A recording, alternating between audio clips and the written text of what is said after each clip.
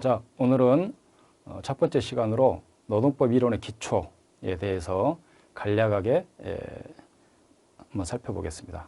가벼운 마음으로 보시면 되시겠습니다. 노동법이 어떻게 해서 시작이 됐고 어떤 과정으로 역사적인 어떤 발전을 해왔는지에 대한 배경 설명이니까 기초 지식으로서 가볍게 들어주시기 바랍니다. 그래서 일단은 노동법의 개념에 대해서 살펴보겠고요. 이러한 노동법이 어떠한 특성을 가지고 있는지 살펴보고 노동법이 헌법 정신을 구현을 하고 추구하는 그 방향, 기본 이념은 어떠한지에 대한 것과 아무리 좋고 훌륭한 법이다 하더라도 그게 현실에서 적용이 돼야 되고 노사관계의 어떤 발전적인 그 역할을 실효성 있게 하려면 그 확보 방안이 중요하다. 그래서 이거는 이제 정부, 특히 노동부에서 사적인 관계, 어찌 보면 사용자와 근로자의 관계는 사적인 계약 관계의 범위거든요. 거기에 이제 개입해서 끼어드는 모습이기 때문에 공법성 측면이 상당히 많이 가미가 되는 요소인 것이죠. 그래서 이러한 순서대로 한번 보겠습니다. 그래서 노동법의 개념, 노동법의 의의는 무엇이냐? 사용자에게 노동을 제공하고 서비스, 노동을 제공하는 것이죠. 그 대가를 얻어서 생활하는 이 근로자를 보호하기 위해서 그 노동력 제공과 관련된 생활관계인 노동관계를 규율하기 위한 법이다. 그냥 두면 안 된다. 노동법 세계에서는 사용자를 비롯해서 인간은 성악설이 가깝습니다. 그래서 음식도 아무리 맛있는 음식도 많이 먹으면 배가 불러지면서 물리고 질리고 쾌락의 영리 현상이 일어나는 것인데 돈, 자본에 있어서는 그들이 제1 신앙처럼 기치를 내건 것은 자유와 평등입니다. 자유와 평등의 성취. 모든 인간은 평등하다. 그러니 개입하지 말라. 그게 그렇게 형성된 게 이제 신주단지 모시듯이 신봉하는 정신이 시민법의 이제 어떤 틀이었죠. 당시에 그래서 3대 원칙이 소유권은 절대적으로 보장돼야 되고 계약은 자유로운 것이니까 개입하지 말고 내가 과실이 없는데 책임지는 일은 없도록 하자. 이제 그러한 원칙을 고수를 했죠. 그러다 보니까 이제 여러 가지 많은 노동의 문제가 거래를 할 수 있도록 이렇게 매개체가 되는 게 노동법이다. 그래서 계약 자유의 원칙은 공정하게 계약은 이루어져야 된다. 그래서 좀 더 무게의 중심을 경제적인 약자들, 노동자, 연소자, 부녀자 쪽으로 추를 좀 더 옮겨주는 거. 그리고 소유권은 절대적인 게 아니다. 사용자의 경영권, 재산권도 절대적이지만 근로자의 생존권 또한 못지않게 오히려 더 중요한 권리다. 그래서 서로 권리가 충돌이 될 때는 조화가 이루어지도록 행사가 돼야 된다. 그래서 공공성을 이제 강조하게 되는 것이고 과실이 있을 때만 책임을 지는 게 아니라 사용자 당신의 사업을 어찌 보면 돕다가 다친 근로자에 대해서 사회보험의 원리로 과실이 없다 하더라도 그 치료를 해주고 다쳐서 일을 못했으면 휴업 보상을 해주고 하는 그런 무과실 책임 원칙의 사회보험의 원리를 도입해서 산재에는 적용이 되도록 하는 이러한 수정 발달의 역사다. 노동법은 사적 자치의 원칙을 수정한 것이다. 대체한 게 아니고 그래서 그로 인해서 실질적 평등을 추구할 수 있게 하는 거고 어떤 방식으로 국가가 개입을 해서 하는 것이다. 우리 노동법은 형사처벌이에요. 근로기준법은 원칙적으로 거기 걸렸다 하면은 구속요건에 해당이 되는 거고 이죠.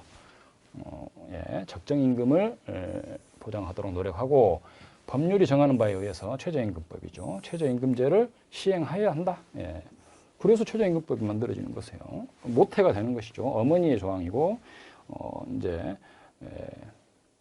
우리 집단적 노사관계법에서는 노동 3권, 단결권, 단체교섭권, 단체행동권의 모태가 되는 33조 규정인 것이죠. 그래서 노사관계 그 노동조합법이 이제 여기서 하위 법령에 따라서 캐스케이딩 돼가지고 만들어지는 것이죠. 그래서 우리 노동법의 기본 이념은 근로자를 보호하고 어쩔 수 없다. 공공복리를 존중하고 단결 활동을 보장하고 노사자치를 존중하는 그러한 기본 이념을 추구한다. 그래서 이제 처분 문서다. 어떠한 이제 단체 협약을 체결을 했다. 단협에 있는 이제 여러 가지 조항들이 있죠. 이걸 처분 문서로 본다. 여기에는 권리 의무 관계나 어떤 의사 표시 등이 담겨져 있다라고 이 문서가 진정하게 성립된 것이다라고 했을 때는 거기에 담겨져 있는 내용은 참인 것으로 전제를 하는 것이죠. 그래서 처분 이제 단체 협약 같은 경우가 처분 문서로 볼 수 있는데 이를 객관적으로 해석하는 것이 일단은 맞다. 그리고 종합적으로 고찰해서 논리와 경험칙에 따라서 합리적으로 해석해야 된다. 아주 좋은 성경 말씀이죠. 근데 그러한 단체 협약과 같은 처분 문서를 해석함에 있어서는 단협이 근로자의 근로조건, 단협이라는 게 뭐냐? 노동조합과 사용자가 단결권 행사와 경영권의 어떤 측면에서 협약을 체결한 거다. 이 협약을 체결하는 근본 취지는 근로자의 근로조건을 유지 개선하고 복지를 증진하고 경제적 사회적 지위 향상을 목적으로 근로자의 자주적 단체인 노동조합과 사용자 사이의 단체 교섭을 통해서 이루어지는 것이기 때문에 그 명문의 규정을 근로자에게 불리하게 변경 해석할 수는 없다.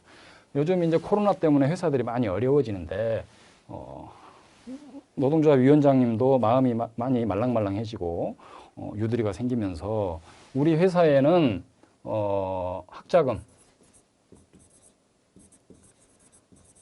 대학 학자금을 보조 지원하는 제도가 있는데 그거를 50%만 지원하는 걸로 협약을 체결을 했어요.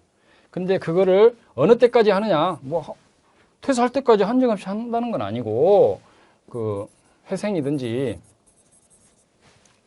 이러한 절차가 졸업이 될 때까지, 졸업이 되거나 내지는 경영 정상화 될 때까지 한다. 라는 이러한 조항이 있어요.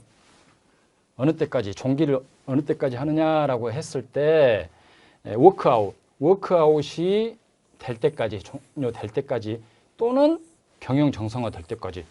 근데 방점을 경영 정상화 쪽으로 방점을 둔다라고 했을 때는 도대체 언제까지냐. 그래서 여기 오자가 나왔는데 근로기준법 36조, 43조, 44조 이런 주로 다 임금, 수당, 금품, 가산임금 이런 돈과 관련된 거에 있어서는 방위사불벌죄를 채택하고 있다. 라고 신속한 권리 구제를 위해서 그런 것이다. 그리고 행정적 측면에서는 우리 감독관님들 특별사법경찰관이다. 특별사법경찰관, 근로감독관. 제가 구급 시험도 강의를 하긴 하지만 근로감독관 이분들은 엄청나게 노동 강도가 높고 경무에 시달립니다.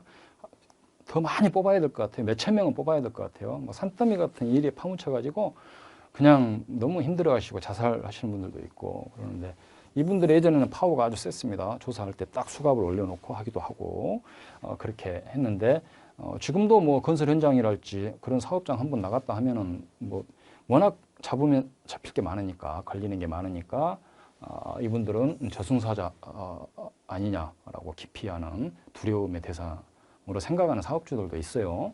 근데 이제 그럴 것은 아니고 이분들은 지도 감독을 하는 것이죠. 어머니, 아버지와 같이 모르는 거 있으면 물어보고 어떻게 할까요? 하면 이렇게 지도도 해주고.